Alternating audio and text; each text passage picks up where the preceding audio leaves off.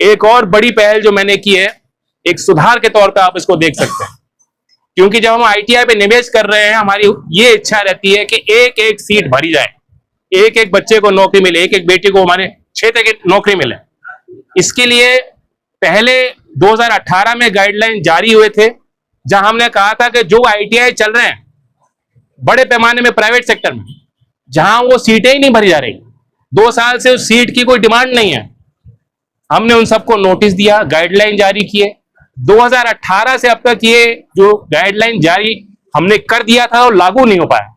मैंने मंत्रिमंडल को संभाला और मैंने समझा हमें क्वालिटी सुधारने की जरूरत है। जनता में, नौजवानों में, उनके परिवारों में हमें विश्वास ये बनाना है कि ये कारगर और प्रभावी शिक्षा उनको दे रहे हैं, प्रशिक्षण दे रहे हैं। एक झटके में हमने 4.5 लाख आईटीआई की सीट को डी अफिलिएट कर दिया, जो जमीन पे नहीं थी, जो शायद कागजों में थी या जिनकी डिमांड नहीं थी। 10% हमारा एडमिशन का रेशियो एक झटके में बढ़ गया। तो मैं चाहता हूं कि वो जो आईटीआई का सर्टिफिकेट है वो उसकी मान्यता बढ़े, उसके प्रति युवा जागरूक हो।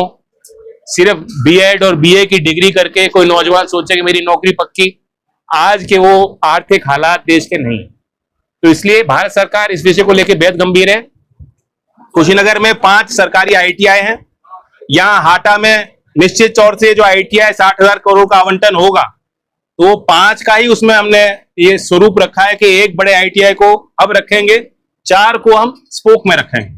तो यहाँ की एमएसएमई यूनिट्स की आवश्यकता है, यहाँ के स्थानीय सांसद जनप्रतिनिधियों के भावनाओं के अनुरूप यहाँ की सरकार प्रस्ताव देगी, तो निश्चित तौर से कुशीनगर के यूथ को उसका फायदा मिल पाएगा।